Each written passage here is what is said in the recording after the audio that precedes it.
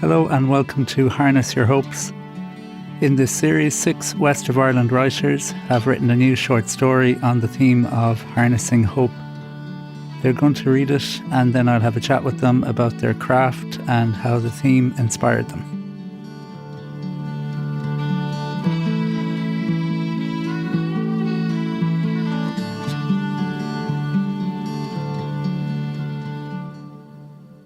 My name is Celeste Augé, and this story is called On the Bus. At 8:30, the bus finally left the station. The roads were soaked and had become slick, bright ribbons of reflected May light. Summer was waiting in the wings of a damp, begrudging Irish spring that refused to leave the stage. Mary McGonigal saw none of it, not the murmuration of starlings that ebbed over the abandoned dairy sheds on the outskirts of Galway City, not the line of clouds that thinned at the edge of the expansive grey sky, not the platinum light that shone through the gap to illuminate the bright hoods of tourists who wandered out of their small box rooms for a taste of rain. She had sat on so many buses out this road over the past 18 years, since graduating with a higher certificate in business and starting her job as an assistant staff officer in the HR department, that she didn't even see the wind fling cherry blossoms out in front of the rows of identical brick houses. All Mary wanted was to get to Aragall town, visit her unrecognisable and unremembering mother, and get back as quickly as possible. Her policy was to forget the past, let the future unfold as it did every day, keep the present predictable and within her control. The weather was the only thing that turned against her. But the dreary rain was reliable and returned most weeks to wash the colour out of her daily bus commutes across town to the office and her monthly trips to County Donegal. Material facts and the reality of things you could touch were what mattered in life. She had a younger sister living in Spain who she no longer saw, even on Skype, and her mother no longer recognised either of them. Her father had left when she was only 5 years old, never to be heard of or mentioned again. Her only memory of him was of the single photo her mother had kept, him standing in front of Lyon's drapery in the blurry 1980s. And a mental image of a photo wasn't a memory at all. She sat up the front of the bus, as usual, and somewhere between Claremorris and Knock, the driver glanced back and said, "I heard your boss is going to be on the tax defaulters list big time." "Where did you hear that?" "Back in Gillespie's pub. They saw it on the internet." "Doesn't mean it's true," she said. They lapsed back into silence. Mary thought of her office and of the audit that was due soon. There would be extra work getting all the information requests sorted in time. She would have to dig out any number of personnel files, redact, and then copy them. As she contemplated the audit, the seat across from her was taken by a fellow Donegal man, Colin, the same auditor who had sifted through their policies and procedures last year. As he settled into his seat, he glanced over and recognised her. "Soft morning," he said. "Heading home as well, I imagine." Colin was in or around the same age as her, maybe a few years older, early 40s. He had the kind of looks that made it hard to guess his age, and she reckoned he could pass for 30 in a dimly lit pub with a few drinks on board. Though the moustache he had grown in the past year was questionable. Nobody had told him that it didn't suit him. As far as she knew, he was still single. She had nearly swiped right on him once on Tinder before she realised who he was. His profile had listed his emergency action plan in the event of a zombie apocalypse.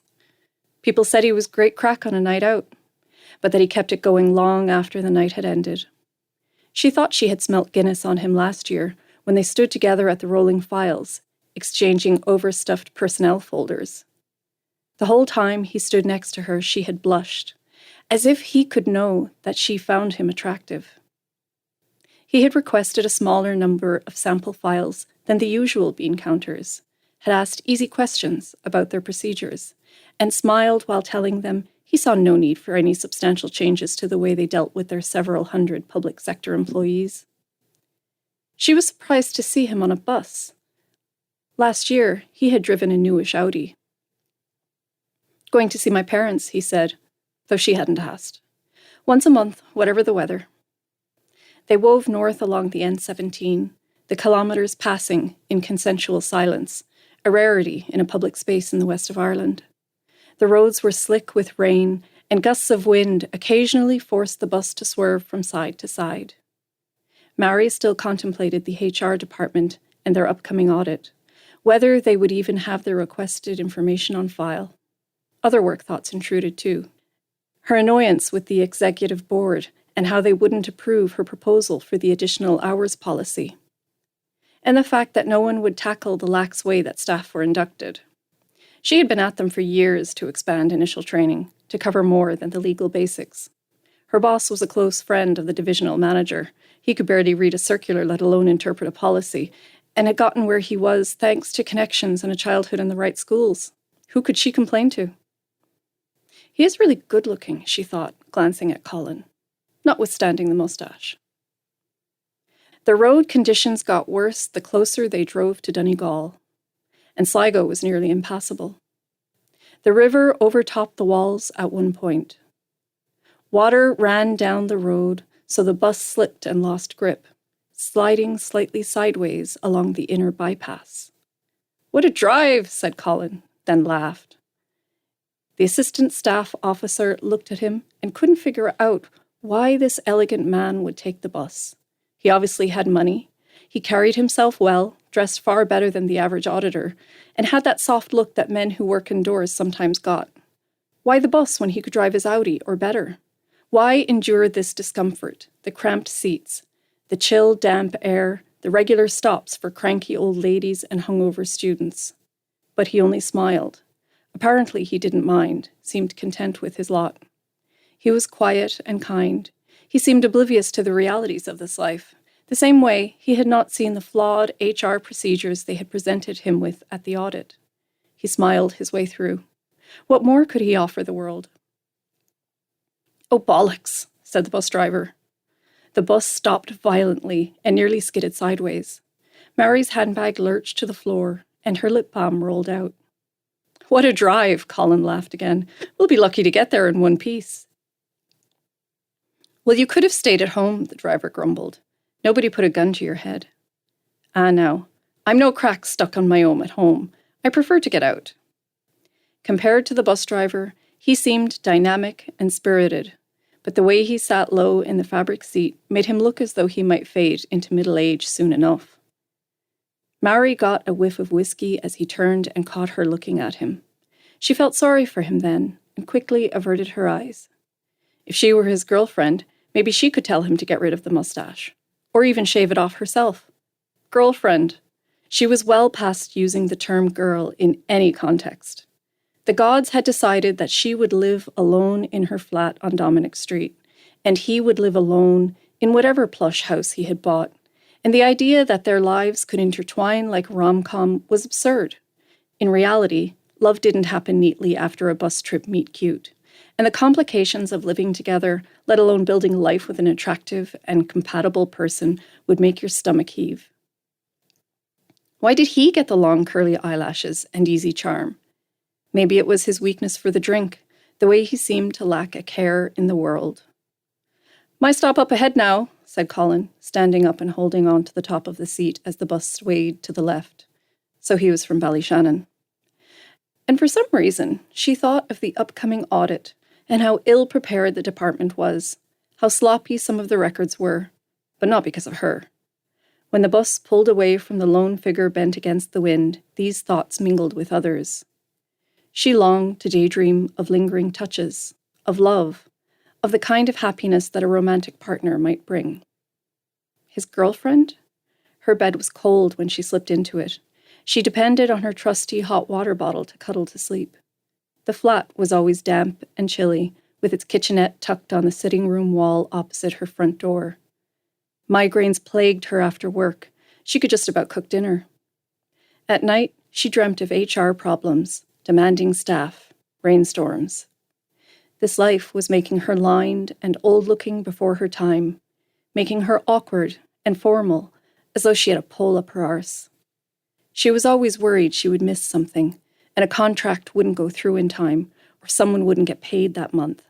No one found her attractive, she knew, and life passed unmarked by adventure, without affection.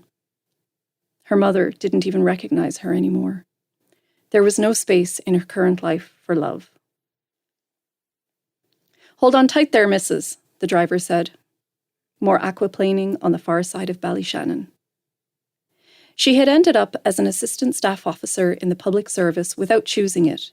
She had simply fallen into it. HR had seemed to choose her, but she had no great love for it, or for serving the staff members. What did she believe was most important in her work? Being consistent, following established procedures, interpreting circulars with common sense, getting it right. She didn't have time for helping people. That was what nurses, psychotherapists, even teachers did. But most likely, they were too busy trying to pay the bills, managing their hidden ailments, and suffering work politics to dwell on their higher calling. Work was boring, and diligence paid off. The idealists with stars in their eyes and notions of how they could serve people soon lost hope and faded into other, less demanding areas. The bus driver went off route to avoid the flooded patches of road. Narrow, winding roads and steep turns led them past one-off houses of varying sizes, one with faux Georgian pillars, and the occasional grey shed. Mary looked out the window at the yellow-green landscape without seeing it. Suddenly, they stopped. 2 cars had pulled over in front of them, and the drivers had gotten out to move a fallen rowan tree that blocked the road. A gust of wind made the rain swirl. A student and a couple of old men came up from the back of the bus and stood beside the driver. "Not going to shift that easily," one of the old fellas said. "They look like a couple of civil fucking servants trying to organise a piss-up in James's Gate," said the other. The bus driver threw a look over at Mary, then at the old man. "Sorry," the old fella said, glancing over at her. "Didn't mean anything by it." Did he mean the swearing or the slur on public servants? She couldn't tell. "Don't worry," the student muttered. "I seen her around at home. She's sound enough." But it didn't matter. The tree was moving inch by inch, and the old man got off the bus to help direct proceedings while the student rolled up his sleeves and heaved the trunks towards the other men pulling the tree by the branches. They ducked their heads against the thick, soft rain. Mary went back to thinking about which objective grounds could cover a contract for a staff member doing extra hours, and how to tell the caretakers they couldn't claim pay for their lunch breaks. Eventually, the rain-soaked men piled back on the bus, and they drove slowly around the branches that stuck out onto the road. "Did you hear about the teachers?" the bus driver asked her. "What they're after asking for?" "No, what?" "Apparently, they want more money again on top of what they already earn, and longer summer holidays. 3 months isn't enough for them. Lazy, greedy gits." "That's ridiculous. I doubt they're asking for more holidays." The money part she couldn't be sure of. The driver obviously didn't believe Mary, long-serving public servant that she was. Nor would the men further back. They always slurred public servants of any type, whether teachers or clerical officers or assistant staff officers or civil servants and council office staff of any grade. People like that believed that people like her earned too much money without actually working for it. That she was on the make somehow, that she could take unlimited days off with no repercussions. They didn't see the responsibility she held. And management was the same, thinking that support staff needed to be monitored closely, otherwise the work wouldn't get done. If only those busybodies would stay out of her way, stop calling meetings and demanding she account for every moment of her time, Mary could possibly get through some of her would-be good-to-do list, instead of always fighting fires. Sometimes it seemed she spent her days cleaning up messes other people had made. Thankfully, the back roads were clear the rest of the way, though everyone drove slower than a granny suffering from nerves, and they soon rejoined the N15 as it snaked past Ballantrae and Lahey. They had nearly reached the roundabout at Little when the row of slow-moving cars came to a stop. Mary peered through the rain-streaked windscreen to see what could be causing the delay. At the far end of the line of cars, a stop-go sign seemed to be stuck on red. No cars drove down the other lane towards them. the driver muttered. Can't we turn around and go the old way into town? He rolled his eyes up to the rain clouds. Look, she said, watching as people stepped out of their cars to get a better view of the reason for their delay. They know something's up. We could be stuck here half the day. If you turn around now, we can be in town in 10-15 minutes max. The driver shook his head and reached for the box of John Player Blue he kept on the dashboard. Mary said in frustration. What could she do but make a good suggestion and hope that people would listen? She disembarked and took the cigarette he offered. Even this made her feel old. She didn't vape, but smoked the odd real cigarette filled with real tobacco. The fella in the car ahead said they heard there was a serious accident up farther, with the rain. Her hair was starting to drip rain onto her forehead, and her cigarette was limp from the steady mist that fell. It felt as though she was damp right through to her very bones. She felt closer to 80 than 40. A flash of light caught her eye. A massive Arctic was pulling out of Lidl, inching its way through the car park towards the exit. Mary McGonigal wandered down the road towards the discount supermarket. She stood and watched the delivery truck navigate around the tight bend onto the hard shoulder of the N15, shivering with the damp. Aragall town spread out beyond Lidl, the cathedral spire poking up above everything else, with its wet roof reflecting the platinum sunlight, the cluster of phone masts on top of the old industrial school winking red and white, and golden lights glowing from the windows of the stopped cars lining the main road. It seemed to her that everything was lit up in the mist, shimmering with damp. Here was the articulated lorry. Its windows reflected the cool light like the cathedral roof. Her eyes hurt looking at them. On the path leading out of Lidl walked a woman, and Mary glanced at her as she passed. Her mother. She was the image of her mother.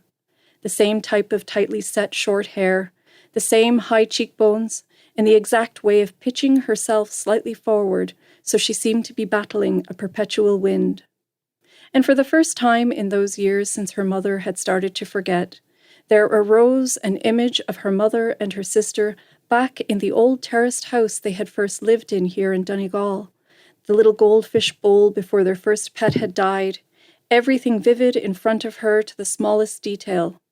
She heard the sound of her mother singing as she did the washing up. She felt as she had been then, young, attractive, full of promise, in a bright, comfortable room among her own. Joy and happiness suddenly flushed through her. She squeezed her hands tightly into fists and whispered, "Mother." And she started to cry. She didn't know why. At that moment, her phone pinged. It was a notification from Tinder. Without thinking, she clicked through and saw that she had been matched with Colin. She must have swiped right that time by mistake. Seeing this, she imagined a new kind of happiness, and she locked her phone and pocketed it, thinking they were equal now, and her happiness, her optimism, was spreading light all around her so that the air seemed to glow with silver light, diffused by the soft rain to illuminate the row of cars, the paths, and the fields beyond. Her father had never run off. Her mother had never lost her memory. She had never become a public servant. It was a dream she had only now awakened from. "Come on, missus, get in." All at once, as if in a bad fairy tale, it vanished. The stop-go turned green, and the cars started to move. Mary McGonigal, shivering with the damp and her dreams, climbed onto the bus. The driver pulled off and pointed the bus towards town. "Here you are now, Aragall town. We made it."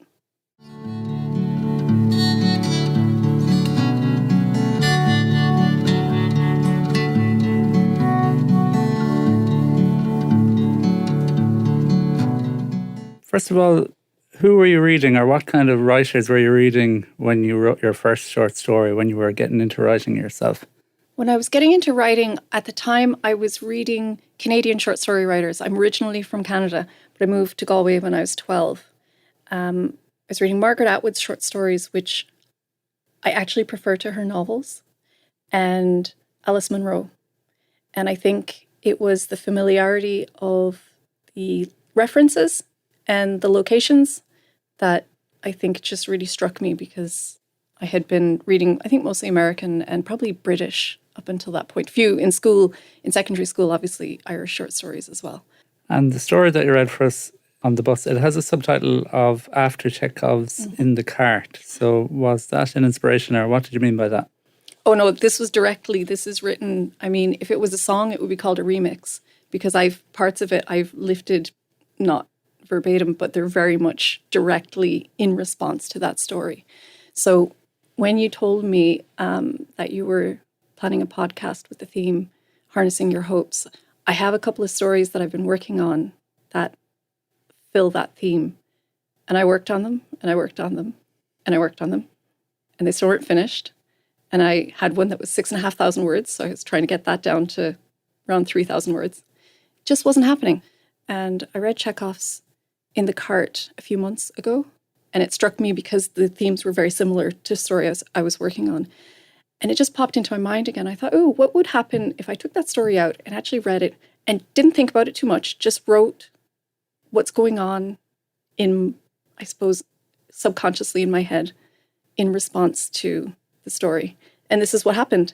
And I had so much fun writing it. Like, I have to say, I really, really enjoyed the process of reading Chekov, having a think, and updating it to kind of contemporary West of Ireland specifically, was great fun. The story is all set in one location. It's on the bus, and the weather plays a big part. Were these elements of Chekov's story that you wove into your own, or did you put these in as extras? Chekhov's, there's a natural event that happens. The weather is pure West of Ireland. Like, I mean, the weather, I could write loads of stories that involve the weather, because it's so critical to life here that I just think people outside of Ireland, particularly the West of Ireland, because I lived in Dublin for a while, and you get a bit soft when you live in Dublin, and you come back to the West then and you realise, no, the weather rules. Yeah. So the weather is definitely, it's particular to this story. The story switches between the exterior dialogue and then her own interior thoughts. So how did you navigate that? Do you have to kind of think of them separately? Do you write them separately, or does it just flow? When I'm writing a story, the funny thing, it all flows as one, the internal and the external. And the difficulties I was having with the other stories is that part of it wasn't flowing. The internal and the external weren't in sync. And in order to get a story, this sounds very highfalutin, but I have to get all of that in sync. And then when I get that in sync, the story sort of just happens. And that sounds very easy, but getting to that point is the hard part.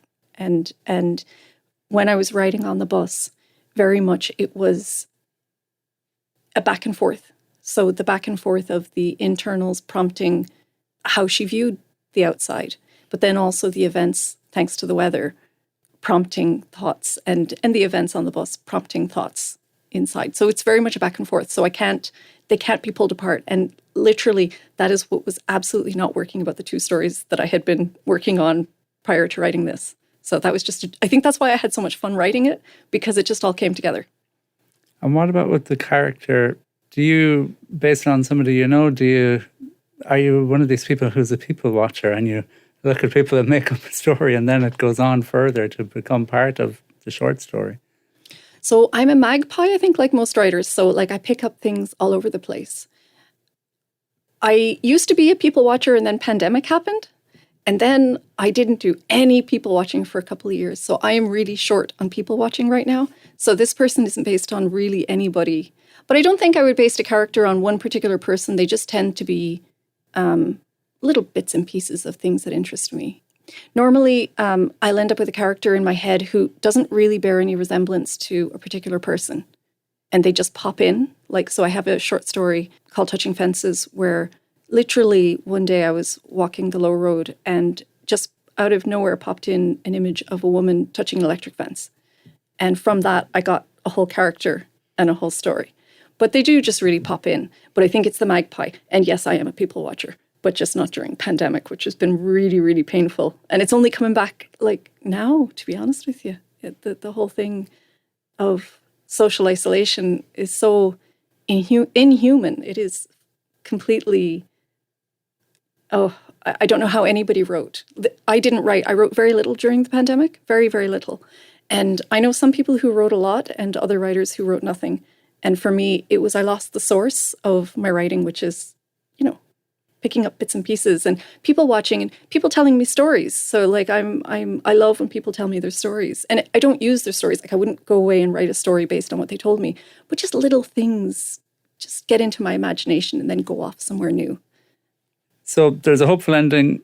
The theme of this podcast is Harness Your Hope. So how similar is your ending to Chekov's ending? Okay, so I'm going to confess it's actually ridiculously similar. If you look up, it's in the public domain, so you can look it up. The story is freely available online.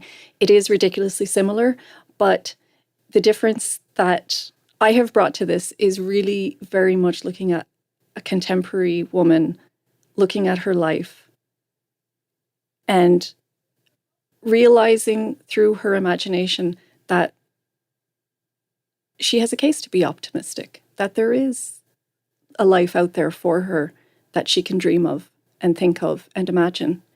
And I think in this story, I've emphasized that concept of how we can define ourselves through imagination and strengthen that in my imagining of Chekov's story. So it's an imagining of a story about imagination, using your imagination to harness hopes. And do characters ever continue on in your imagination? Do you kind of go, I want to know what happens to her next? Or would you maybe place the character in another story? Or do you have to kind of let her go and move on to the next character? So my imagination is populated by a lot of people, like a lot of people. So I will completely forget Mary for now. She may come back later.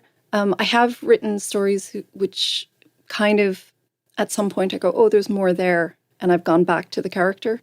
But they normally change significantly, so they end up being a new character. Mary's going to have to live on in the imagination of readers. Okay. What are your future plans, Celeste? What's next for you in terms of writing? So in terms of writing, I have a collection of poetry that I finished long before the pandemic that was due to be published the summer that the pandemic hit.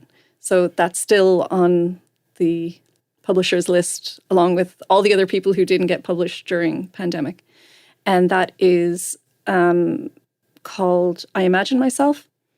And it is, broadly speaking, a middle-aged woman looking at her life, but also looking at the lives of others. I like observational work. There's a lot of humor in it and just general strangeness. I'm currently working on short stories. So this was lovely to do because I'm hopefully working towards a collection. And we'll see what happens with those. Okay. Thanks, Celeste. You're very welcome. It's been lovely.